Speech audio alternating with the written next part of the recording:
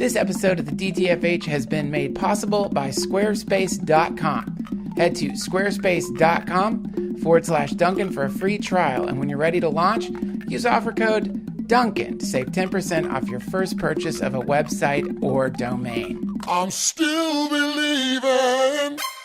You're a robot.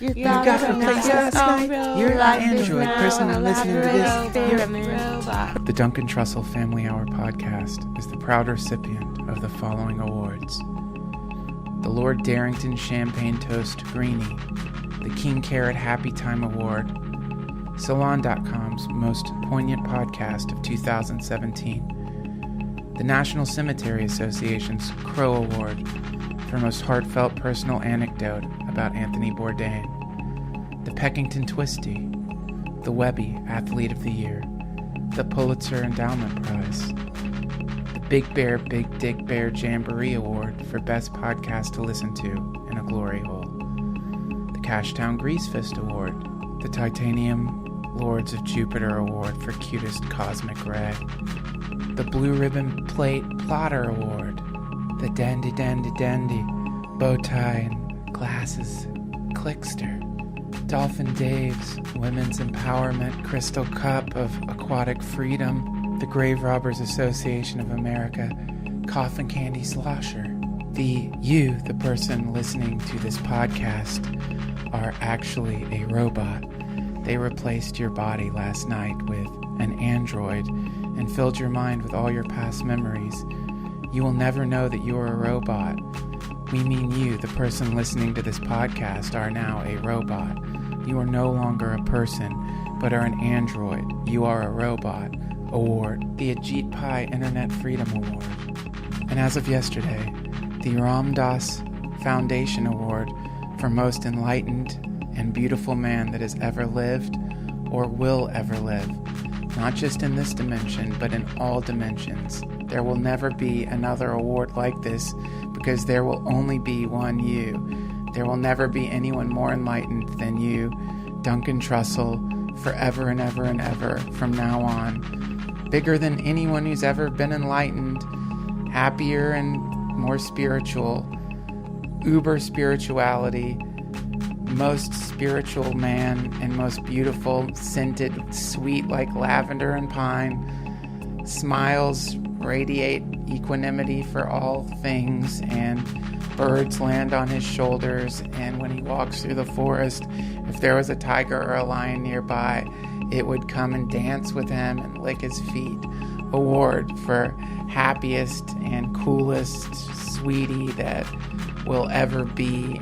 Rainbow Heart Award of true, pure, astral freedom.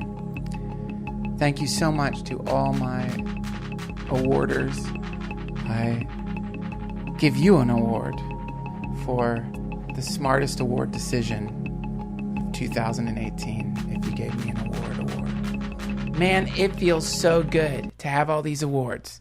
But you know what feels better? The fact that I've got an incredible podcast to offer you with Jack Kornfield. We're going to jump right into that, but first, some quick business. He did not have a website, and so a gargoyle carried him away. She did not have a website. She was arrested by the king. They did not have a website. Now they burn in hell. Demons ripping them apart and reconstructing them forever. Hey gang, it's me again, the hive of personalities that calls itself Duncan Trussell. And I'm here to tell you about today's sponsor, Squarespace.com. Are you thinking about starting a website or updating your website? Then you should go to Squarespace.com because they've got everything you need to make a beautiful, award-winning website. They've got beautiful templates created by world-class designers, powerful e-commerce functionality that lets you sell anything online, and the ability to customize look, feel, settings, products, and more with just a few clicks. Not only that, but this entity I just summoned thinks they're great. Isn't that right, Gexnor? It's wonderful. Now step from that circle with it. Ha, I would, Gexnor, but you'd rip me to pieces. Also, I'm busy right now updating my Squarespace website, DuncanTrussell.com. That's right, I use Squarespace for the DTFH, and I love them. It's time for you to make it. Make a great website and make it stand out with Squarespace.com. Squarespace is used by architects, restaurants, bars and pubs, agencies, wizards, people who summon and chain demons, and now it can be used by you. Your destiny is calling. Make a website. Remember, I have a friend who sells her socks online. If she can make money selling her stinky socks online, then the sky's the limit for you. Head to squarespace.com/Duncan for a free trial, and when you're ready to launch, use offer code Duncan to save 10% off your first purchase of a website or a domain. Thank you, Squarespace, and thank you, Gexnor, for vanquishing all those who stand in my way. You cannot control me forever, human. A tremendous thank you to all of my dear Patreon supporters. Do you want to dive deeper into the deep, mucousy inner folds of the DTFH, what some would call the vagina of the DTFH? Then all you need to do is take those beautiful, sweet little fingers of yours, hold them up, look at your hands. Aren't they beautiful? Look at those appendages, your fingers.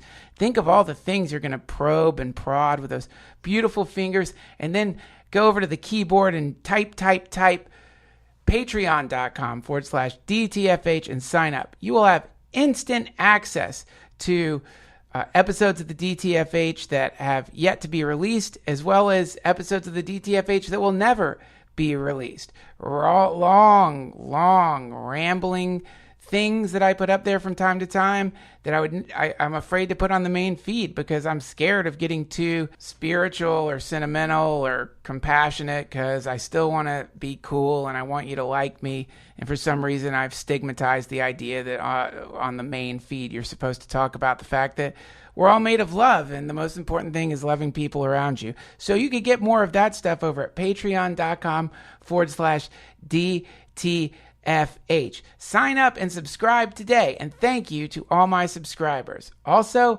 if you feel like buying anything on Amazon.com that I mention on this podcast, search through DuncanTrussell.com to find the Amazon link. Amazon has some very strict rules about their Amazon link now, which means I can't say certain things about it. For example, I can't say that anything you buy on Amazon, they give me a small percentage of it, and I can't say that by using the link you're supporting the podcast. And so that's not what's happening. There's just a link over there. If you go through that link and buy something that I mention on the podcast, for example, right now I'm mentioning a very expensive computer, the most expensive computer on Amazon. You should buy the most expensive computer on Amazon, but first go through my link. Buy anything, toilet paper, any kind of household items, anything that would fit inside of your house, anything that you would, I'm now naming anything that would fit in your house or outside your house. And if you want to buy one of those things, click through the Amazon link and you will have that sent to your door. And I have now met the Amazon rules, but you got to really look deep through the website. Why would you do this? I love you. The fact that you would even spend more than a millisecond bothering with something like that is amazing to me. I thank you, whoever you may be, and for those of you who continue to use the link, much thanks to you. We also have a shop with t-shirts, posters, stickers, and a variety of beautiful things for you to decorate your home with, all at DuncanTrussell.com. Friends, do you have an itch to send me something? Well, put it in the mail and send it to Duncan Trussell, P.O. Box 26717, Los Angeles, California, 90026. And I feel compelled yet again to thank the guy who sent me that insane electric guitar. Holy shit, man. I don't know if I thanked you or if you got the letter of thanks, but if not, thank you so much. That's an incredible gift. And thank you to all of you who've been sending me stuff. God bless you. It's going to decorate many special rooms in my home. Friends, I just took a bit of a meditation class taught by David Nichtern this weekend, and I met a lot of you at the meditation class.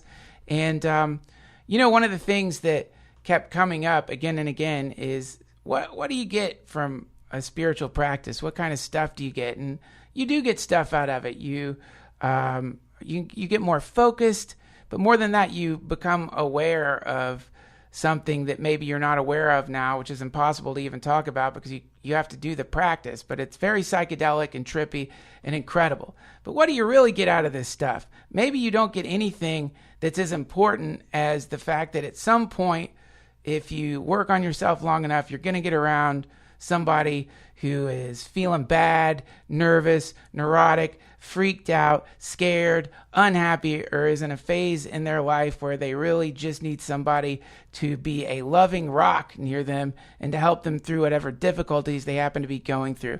And for me, that person or one of those people is Jack Kornfield. This man is like a tuning fork, and whenever I get around him, he does an incredible job of helping me remember something that is so easy to forget, which is that there are a lot of wonderful things happening on the planet right now, no matter what the howling dogs of destruction are telling you on the news or on the internet. So I really hope that if you're feeling rough, this conversation with Jack Kornfield helps you feel a little better. Jack is a meditation teacher. He is an author who's written many wonderful books on meditation. One of my favorite books on meditation called A Path with Heart. You can get that on Audible. I like the one on Audible because I like listening to Jack's voice. He also teaches meditation classes all around the planet. You can find out more about him by going to his website, jackkornfield.com. All right, everybody. Unseal the locked iron coffin of your heart and open it up so that Jack Kornfield can spray great rainbow beams of sweet compassion and love all over your soul. Welcome to the Duncan Trussell Family Hour Podcast, Jack Kornfield.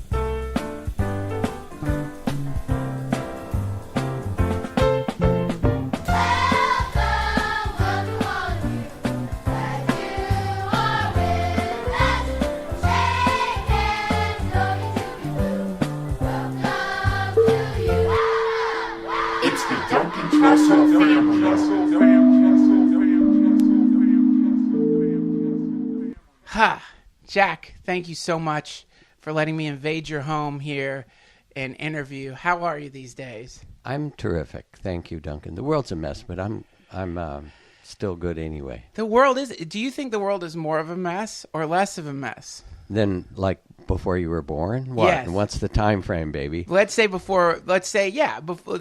I don't know. Before the 1900s. More of a mess or less of a mess? It's a mess in a different way. There was infant mortality was off the charts. If you want to think about the blessings of modern life or how good it was back in the old days, just think about dentistry, for example, and you go, oh, I'm glad we have a little modern life. But then again, we're melting the global glaciers and ice caps. So, it's a wash. I do remember this, though. My daughter, who is a asylum human rights lawyer who works for people whose lives are in danger around the world, she called me after the last election, and she was weeping because she was afraid for all the vulnerable people that she works with and other things. And I went over and I talked to her, and I said, this is not a new thing. My mom lived through, her dad came back from World War I. She Right. lived through the Great Depression. She lived through World War II. So when things were bad, she said, yeah, I know what it's like to live through really bad times when the whole world was at war. And I said, Caroline, back a couple of generations ago, in the late 60s, when Martin Luther King was assassinated and Robert Kennedy was assassinated, and there were all the riots at the Democratic Convention and the war in Vietnam, and it felt like the government was lying to us about so many things and so forth, and we were out on the streets. And I said, every couple of generations it comes around again. And I took off this red protection cord that I'd gotten, blessing cord from the Dalai Lama that I wear, and I wrapped it around her wrist, and I said, now it's your generation's turn, and you know how to do this, and this is what you've learned for your whole life, is how to stand up for what matters. And I give this to you. And we have to do this every generation or two. And this is part of what's asked of us as human beings in some honorable and dignified way. I want to talk to you about this phenomenon, and I want to talk about young monk Jack Kornfield studying under Ajahn Chah. Did it occur to you that at some point that would be passed to you, and that you would have to, in some ways, not to put it in too dramatic terms, but shoulder the burden of going from student to teacher? And if so, how did that make you feel? Well, I need to read you a poem first, because you're talking about passing it on through generations, and it connects where we started in that conversation about the world, which is woven together unbearable beauty and an ocean of tears. And that's human incarnation, and this is where we are. I see her on TV. This poem is written about Emma Gonzalez by one of my favorite poets and friend in Oakland, Allison Luderman, who writes all kinds of great poetry. I see her on TV screaming into a microphone. Her head is shaved and she is beautiful and 17, and her high school was just shot up. She had to walk by friends lying in their own blood, her teacher bleeding out, and she's my daughter, the one I never had. And she's your daughter and everyone's daughter, and she's her own woman in the fullness of her young fire, calling bullshit on the politicians who take money from the gun makers. Tears rain down her face, but she doesn't stop shouting. She doesn't apologize. She keeps calling them out, all of them, all of us, who didn't do enough to stop this thing. And you can see the gray faces of those who have always held power contort, utterly baffled to face this new breed of young woman, not silky, not compliant, not caring if they call her a 10 or a troll. And she cries, but she doesn't stop speaking truth into the microphone, though her voice is raw and shaking under the molten sun. I'm nearly 3,000 miles away, thinking how Neruda said the blood of the children ran through the streets without fuss. Only now she, as they are, raising a fuss, shouting down the walls of Jericho. And it's not that we road-weary elders have been given the all clear exactly, but our shoulders do let down a little. We breathe from a deeper place. We say to each other, well, it looks like the baton may be passing to these next runners, and they are fleet as thought, fiery as stars. And we take another breath and say to each other, the baton has been passed, and we set off then, running hard behind them. That's cool. And I love the way she ends it, because it's not that we desert what we care about. We run behind them too, but somehow we support them as well. And this was somehow the transmission to my daughter. So you're asking, did I have any idea when I was a young monk that I'd be carrying some little piece of this tradition? And it occurred to me, actually. I said, well, I'm learning this stuff, and it's not the kind of thing that I got in an Ivy League education. I'm going to tell you that. Nobody taught me about forgiveness or compassion or how to deal with my own anger and rage and outrage, and how to have a mindful and respectful conversation with another person.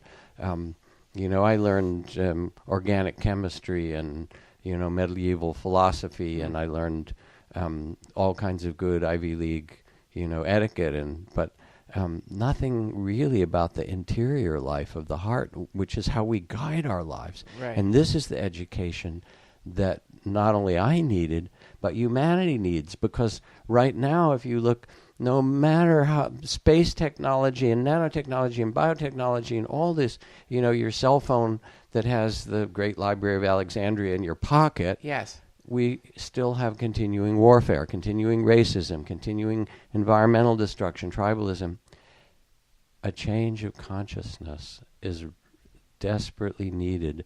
Humanity has to learn to see that who we are is not this separate, encapsulated cowboy separate from the rest of the world, but that we are interwoven in every breath with winds that come across the Pacific and dust Mauna Kea and Mauna Loa, and before that dust the Fukushima nuclear reactor, that were interwoven in every drop of water that we drink, with the dolphins of the sea and the melting ice caps, and that somehow we're in this together. We are family.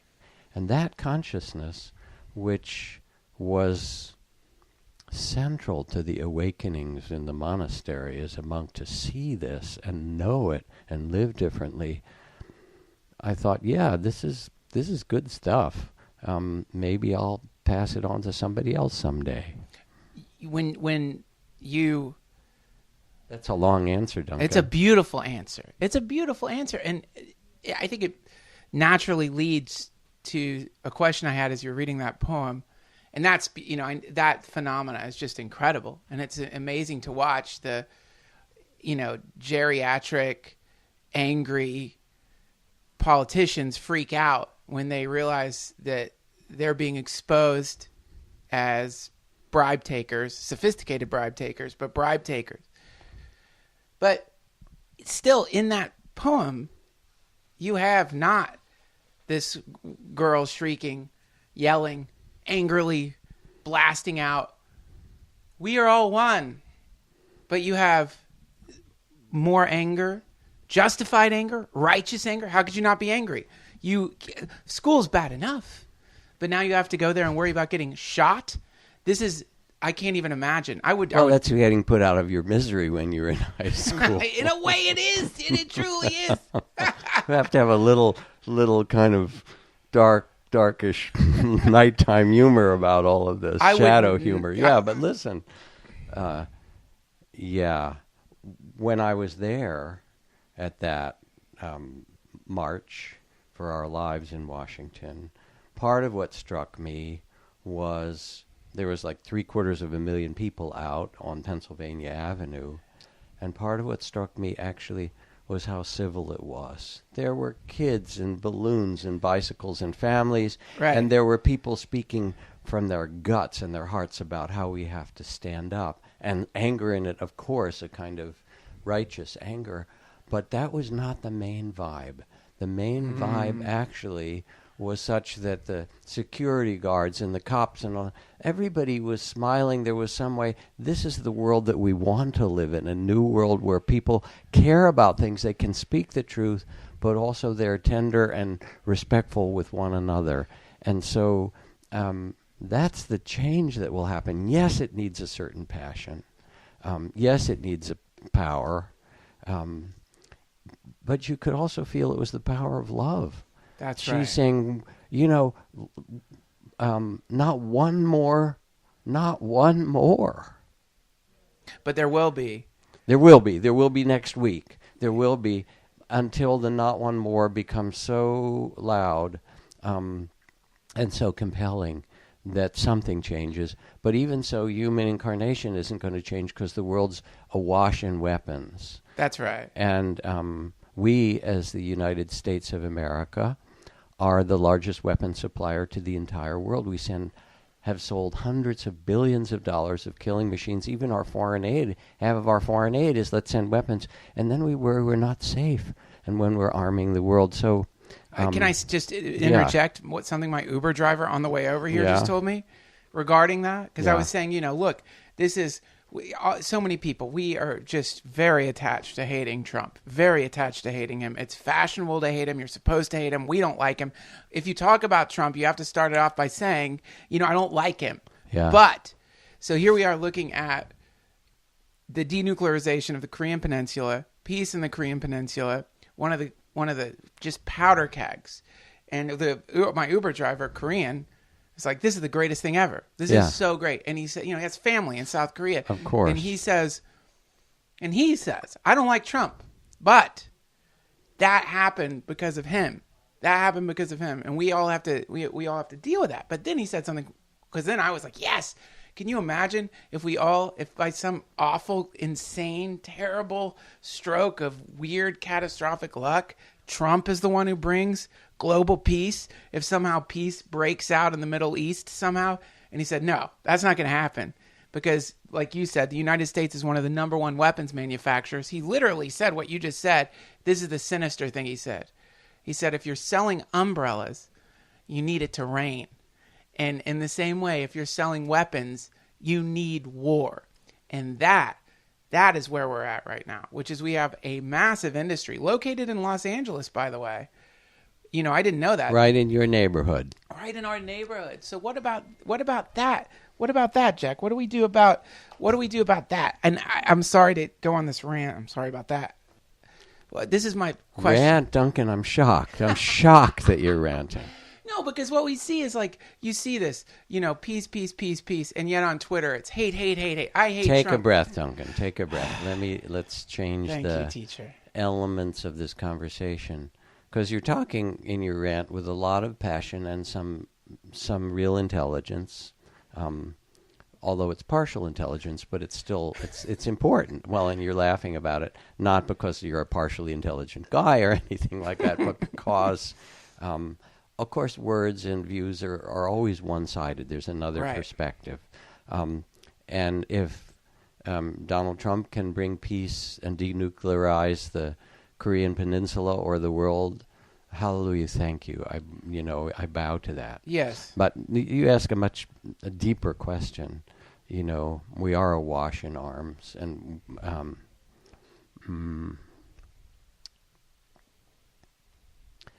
it is the weapons in the heart that have to be denuclearized.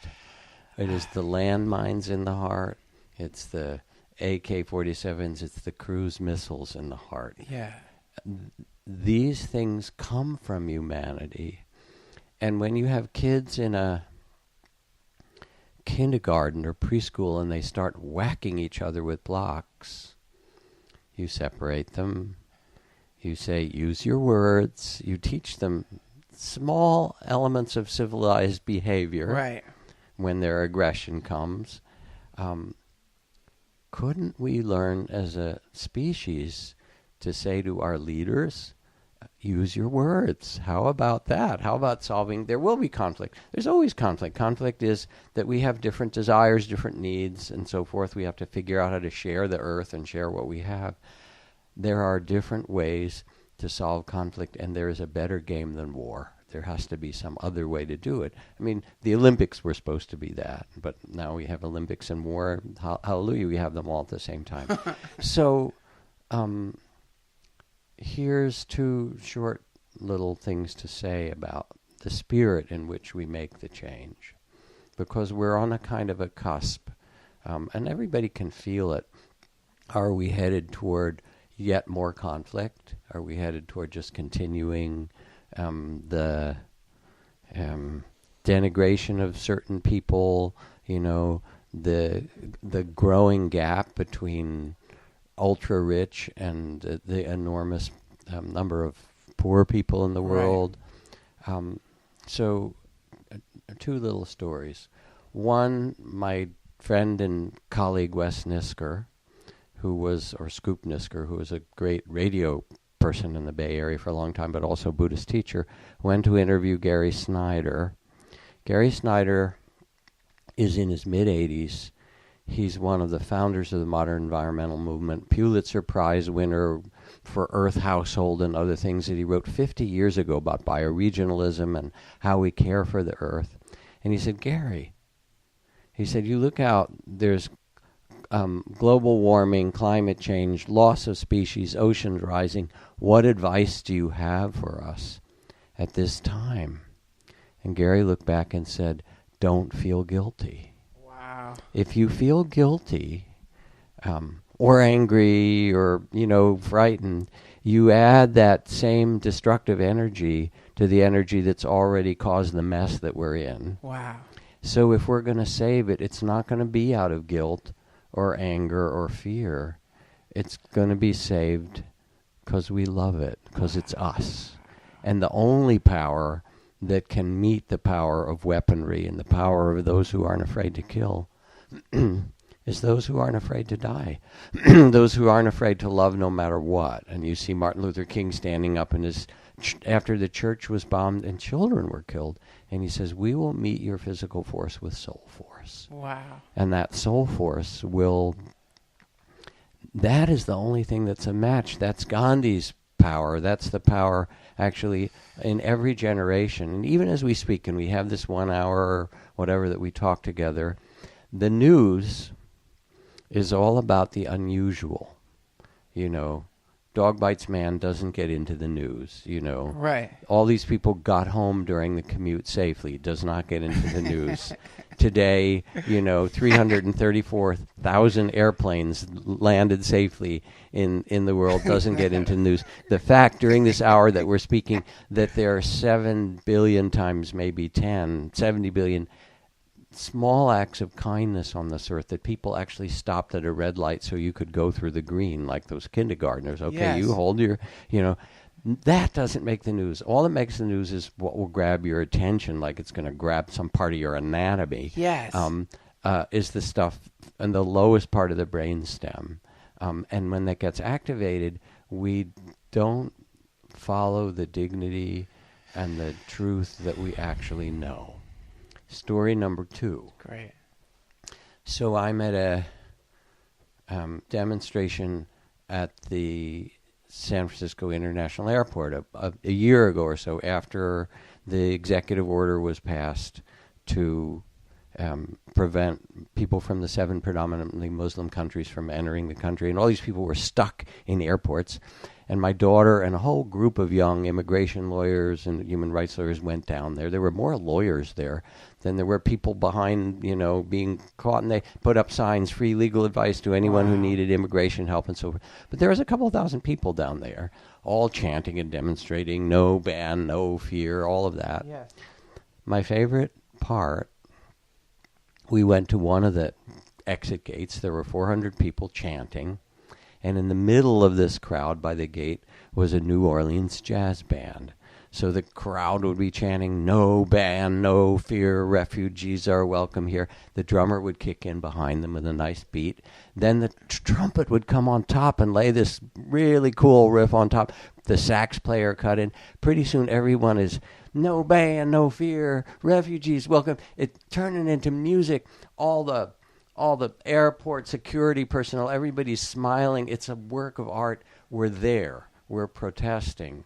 They know that it matters to us, but we're doing it with art and beauty, and you almost can't deny something happening. And so there's something about bringing a different consciousness than just, I'm against this, and these are bad, and these are good guys. Molly Ivins, who was a great... she was a best-selling author, New York Times columnist, Texas, firebrand. And before she died, she said, beloveds, as you go out there and raise hell and kick ass and fight for the good, she said, be sure to have a good time doing it. Yeah. Really, make sure that you're having a good time and let everyone know that this is the fight that you can have, and that you can enlist other people. And that it was a lot of fun to do this, to actually do this and say, we're on the train, the bandwagon, for the transformation that the world needs. Wow. And to do it, you need 2 things. In Zen, they say there are only 2 things. You sit and you sweep the garden, and it doesn't matter how big the garden is, which is to say you quiet the mind and tend the heart. Sit is sort of Zen shorthand for get your inner shit together in some way, right? You come into yourself, you quiet yourself enough so you're not acting out of fear and reactivity and, kind of adding to the chaos and the tangle. And then like Gandhi, who took 1 day a week in silence, and it didn't matter that he was taking apart the entire British Empire. And they'd say, Gandhiji, there are hundreds of thousands of people out in the streets and people being killed and shot and so forth. We have to do something. He said, I'm sorry, Thursday is my silent day. I have to get quiet and listen to what is the deepest and truest and most honest and honorable move I can make, that we all can make. Maybe it's just to go and pull some salt from the sea, the salt march. Yeah. I have to do that, and then I get up. You sit, and then you go out into the garden of the world, And it's not your job to change the world. That would be hubris. Okay, you, Duncan Trussell, through your show, are going to redeem this world, this human world. But it's your job to bring your gift and to mend the part that you can touch. And you will be depressed and unhappy with yourself and sort of swept over by the low brainstem, stuff that comes through the news. Because if you don't do it, because they want you to feel helpless. They want you to feel that there's nothing that can be done. It's too big. It's too much. And that's part of the psychological form of the misuse of news and communication and politics. And you're not fucking helpless. And you're not someone who can't make a difference. Right. And therefore, when you reach out and you say, I will do my part. I can mend this part that my hand can touch. I can see this in whatever it is, raising conscious children, making a conscious business, standing up for justice, looking at economic disparity, looking at who's been targeted, what communities are vulnerable, and helping or standing up for that. When you do it, all of a sudden you become a participant in creating a different world. Wow. That is so beautiful. It's like this is one massive garden. Yes, and we've been assigned these little patches. So this is beautiful. That's something to say about gardening. Okay. So you keep going. Okay, this is beautiful because you are, to me, this is a formula a pragmatic formula for a potential world peace.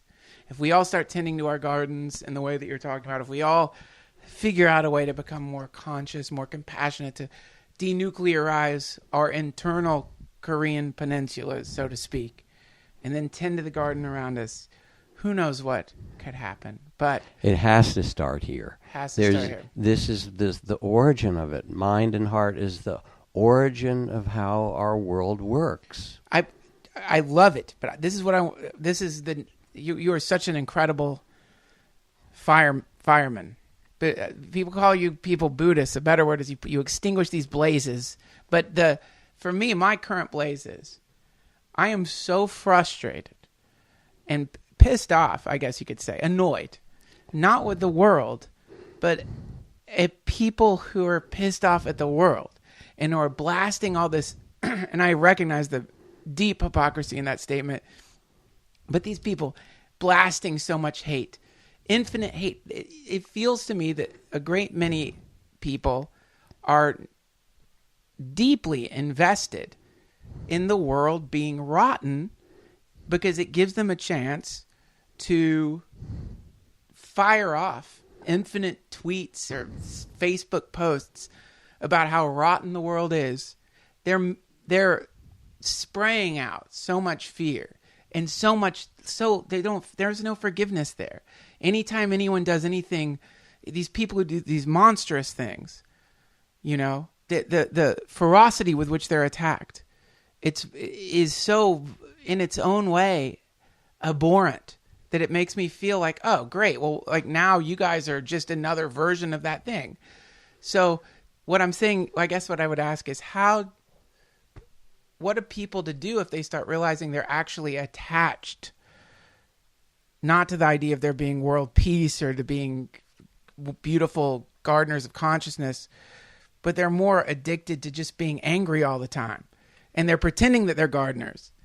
So James Baldwin put it this way. He said, I believe that one of the reasons people cling to their hate and prejudice so stubbornly is that they sense that once hate is gone, they will be forced to deal with their own pain. So when there's hate there, I become really curious. And it's not to say I can't get triggered, because I can, when people are acting in a horrible way and increasing the suffering and the polarization of the world, or increasing the suffering of those who are vulnerable. I can get triggered and, really upset. So right. I'm not just like Mr. Calm over here. But from a deeper place, I have to become interested in what is it under there that makes people be hateful?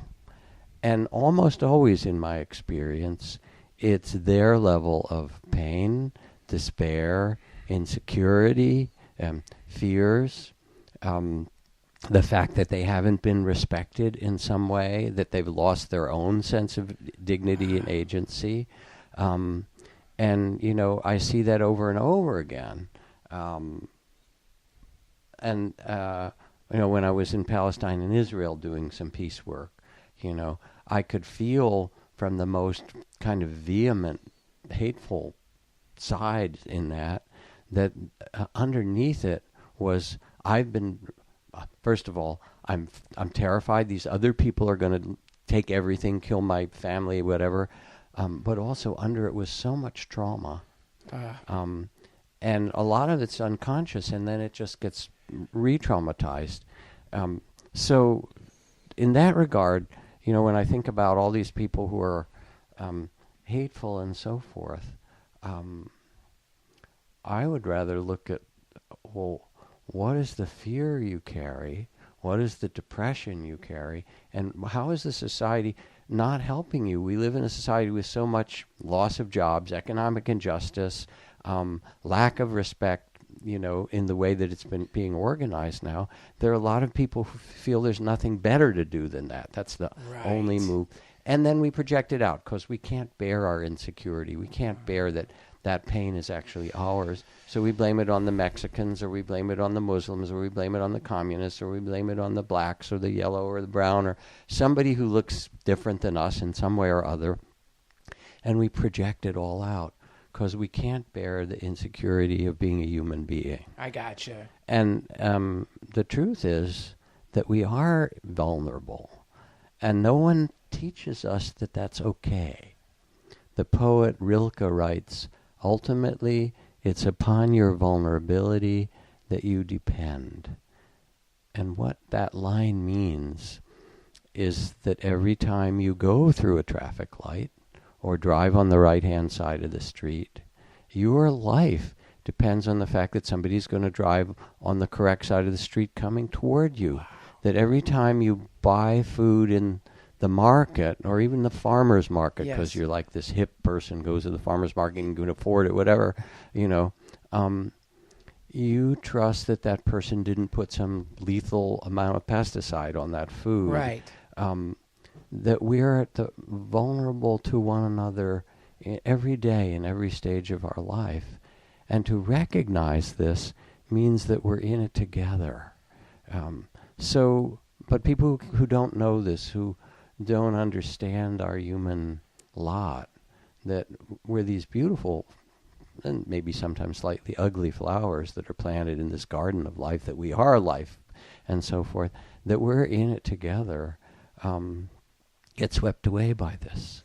And of course it's easy to judge the people who are judgmental, right? Yes. As you say, the hypocrisy, and to hate those who are hate mongers. Yes. And then you say, now that's interesting. What is that? Well, that energy washes in through your nervous system. It activates you. Yeah, let's get on the hate train. We can match them. And then you say, that's not actually the place I want to live. And that's not the place of consciousness that we need. There's a beautiful book. I was recently in Dharamsala for the Mind Life Science meetings with the Dalai Lama and all these neuroscientists. Wow. There's recently a book called The Book of Joy that was published.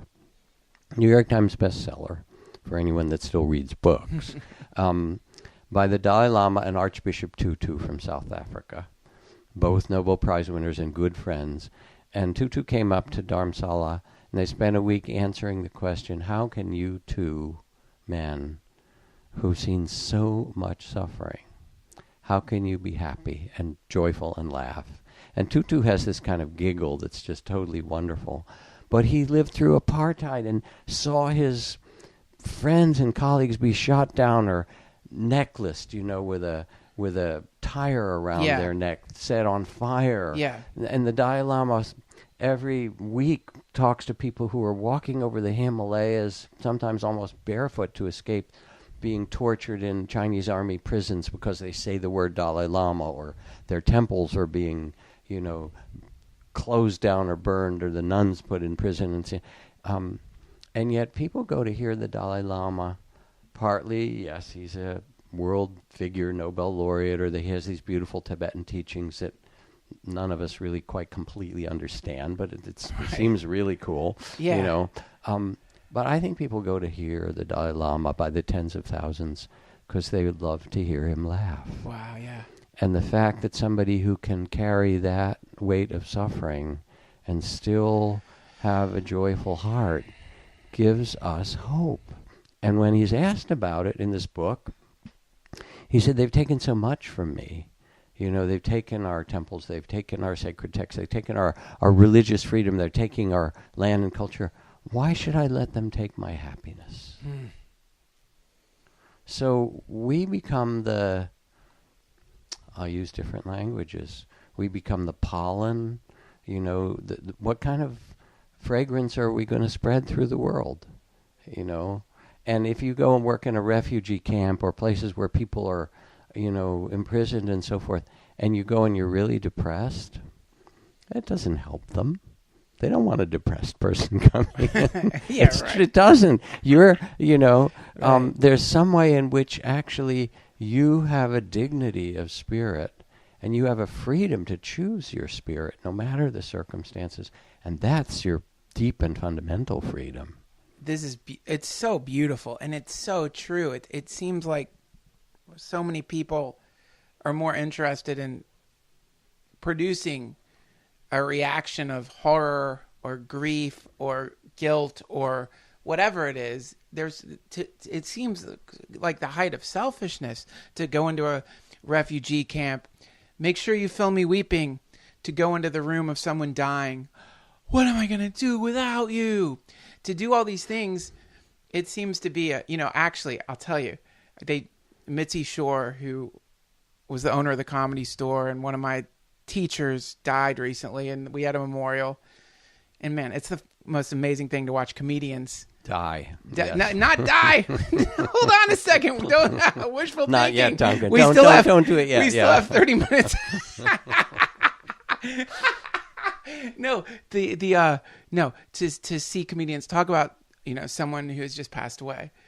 And many of them, it's so beautiful and poignant and hilarious and offensive. It would be to a civilian, it would just be the most offensive thing you ever heard. But what's really funny is a few of them managed to not even talk about Mitzi, but to just sort of give themselves accolades for all their great success, because the memorial was actually just an excuse for them to do to be on stage and to talk about themselves. Yeah. And so in the same way, I think that the world and the catastrophes and the disasters and the perceived disasters and the real disasters for many people people aren't even drawn to truly wanting to like help this garden, but they want to be on stage screaming about how rotten things are. That seems that to me what's going down is that people have become attached to the horror, and they wouldn't want. This is what I was thinking.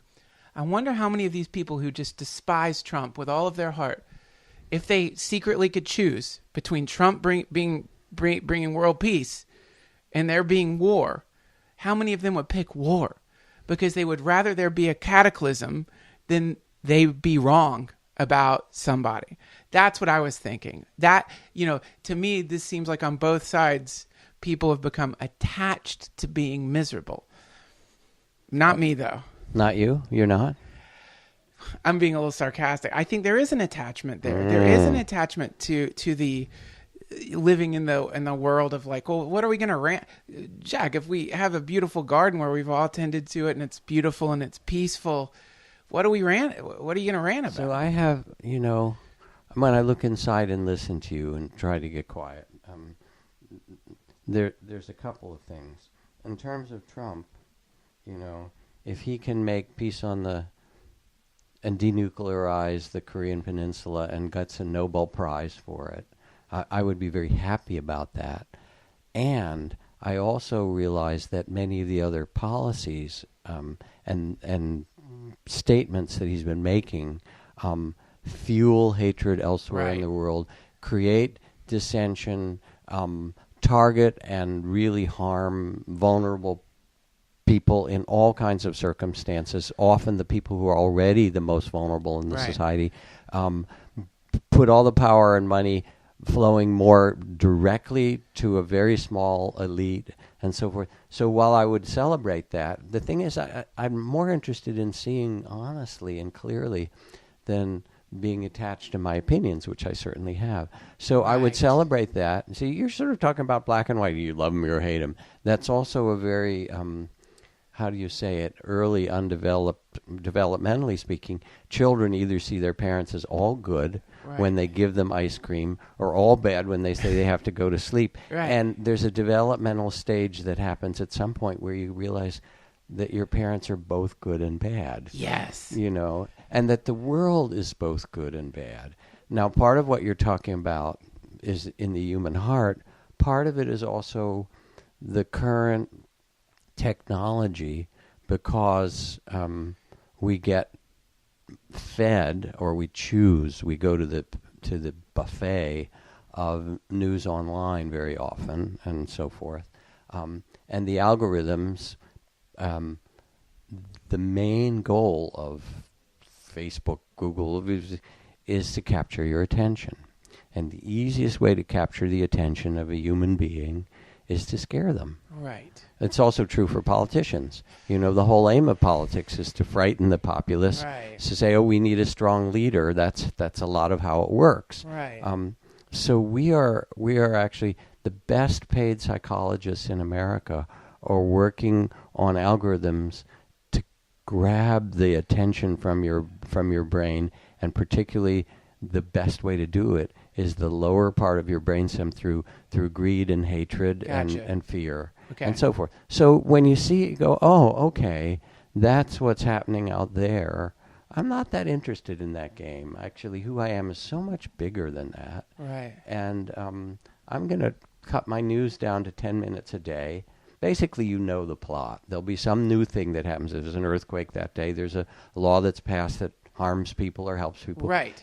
10 minutes will get you the gist of it. And why run the rest of that through your nervous system? And then, instead of running it through your nervous system, say, now I'm a free agent, I'm a human being, and I'm going to do what is really true to my own heart. Beautiful.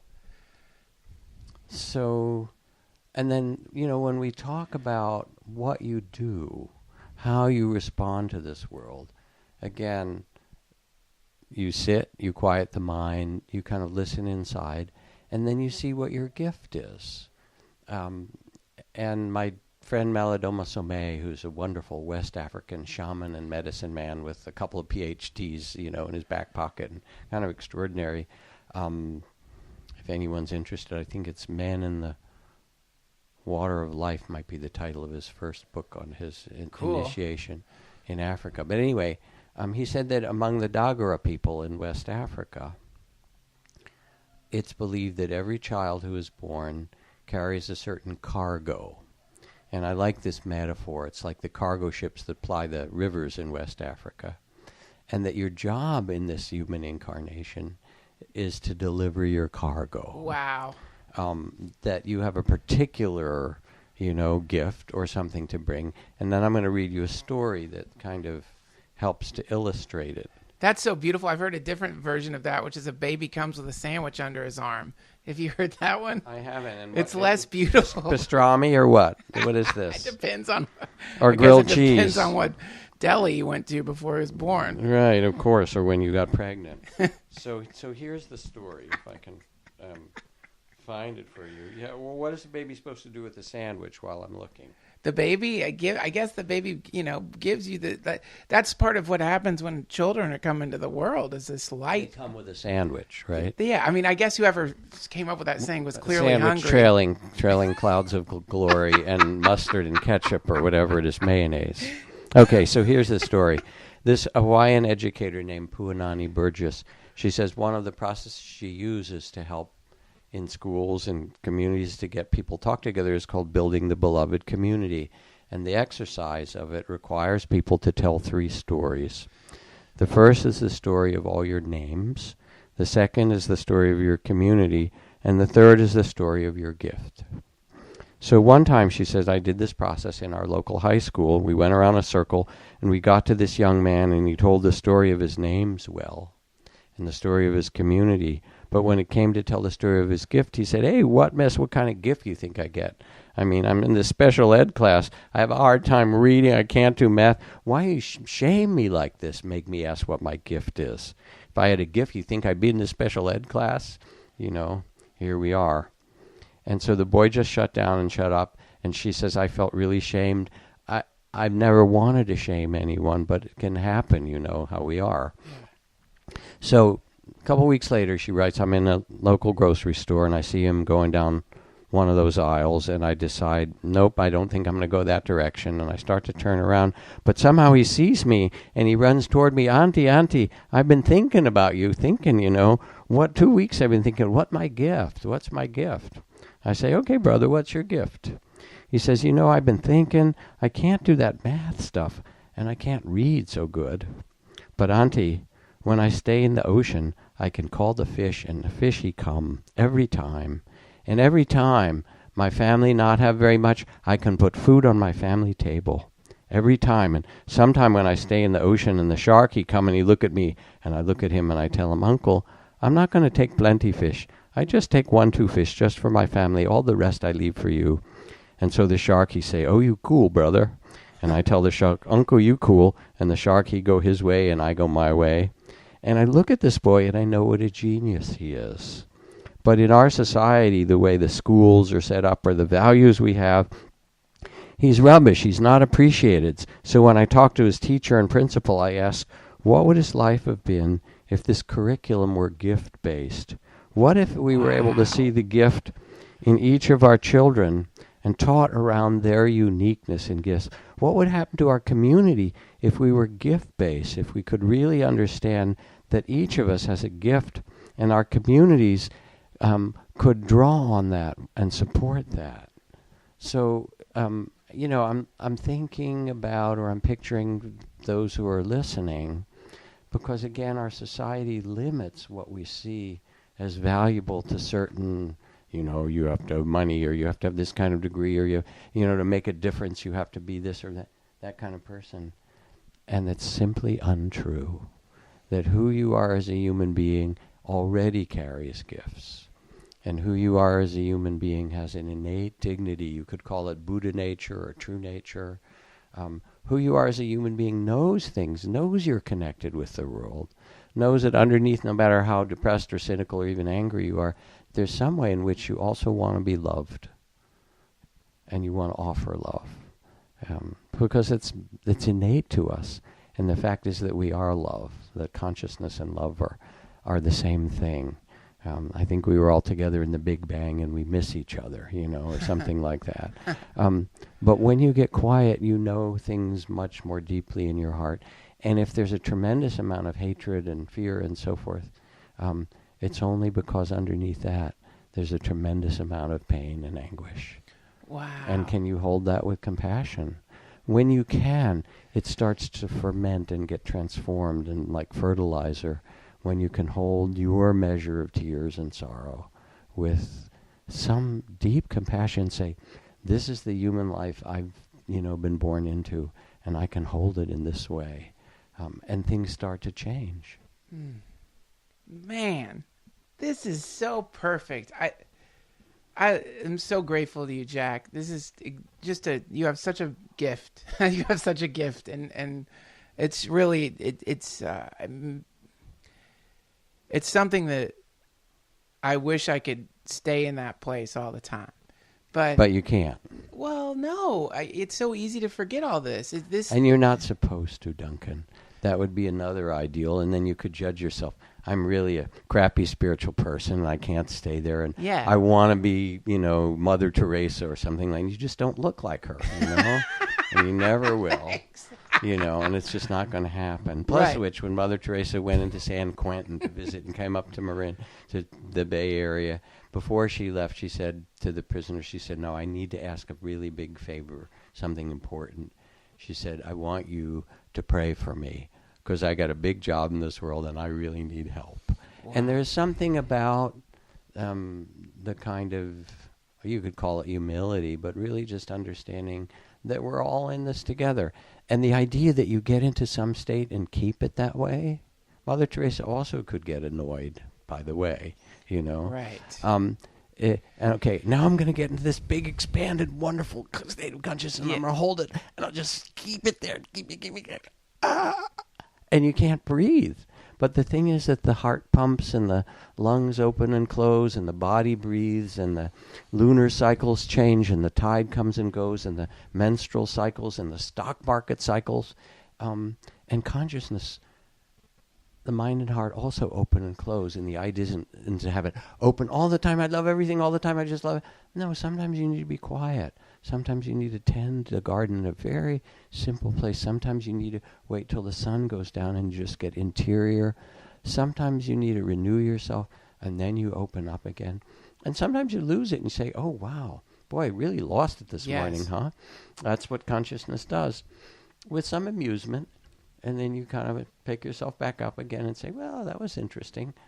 And because the ideals and the notion of perfecting yourself, it's folly. I mean, you're going to perfect your body? Forget it. Just look closely at it. You're going to perfect your personality? Right. That's even more hopeless, right? You're going to perfect your mind? Look at your thoughts. It has no pride, right? So the point, I mean, yes, you can do your therapy and do your meditation and, jog and have a good diet and all these things, and you get a little bit better. But the point, and you can say, okay, how's that going? But the point is not to perfect yourself, to perfect your love. And to perfect your love means to see yourself and other beings, the flawed beings that we are, with the eyes of love. And to understand that that's, it's the truth, it's the healing balm, it's the thing that makes not only the heart sing, but actually makes what we care about come alive on the earth. Jack, thank you so much. As always, this is a beautiful moment for me. I'm so grateful that I get to spend any amount of time with you at all. Oh, me too, Duncan. What about everyone else who wants to spend time with you? How can they find you? They can go to jackkornfield.com. And there are a few things that might be interesting to the people who are listening. If they go to jackkornfield.com or to soundstrue.com, Jack Kornfield, I have a program called Mindfulness Daily, together with Tara Brock, that's 15 minutes a day of teachings and meditations for 40 days. And it's really cheap. It's like $29 or something. And you can listen to this, and it's your way, or it's one good way, of tending your own heart and then learning how to express it. Now, I've got all kinds of books and other, podcasts and various things like that. Or they can come to Spirit Rock, which is the beautiful meditation center in the Bay Area. Or Paris. You're flying to Paris. Or Paris and London, right? Or we could go and all meet at the Dalai Lama's house in Dharamsala or things like that. That's also fine, yeah. But you are teaching in Paris. I am teaching in Paris and London this summer as well, yes. Great. So, Duncan, thank you. Thank you, Jack. It's always an honor to talk. We have to do this again sometime. I hope so. I'm so grateful. Thank you, Jack. My Hare pleasure. Krishna. Thank you. Thanks for listening, everybody. If you like Jack, why not go to his website, jackkornfield.com. Take one of his classes. Read one of his books. Go deeper. Much thanks to Squarespace.com for sponsoring this episode of the DTFH. And much thanks to you for listening. I'm so lucky that I have this job, and it couldn't happen without you. Keep up the good work. You're going to be fine. I love you. I will see you real soon. Until then, Hare Krishna.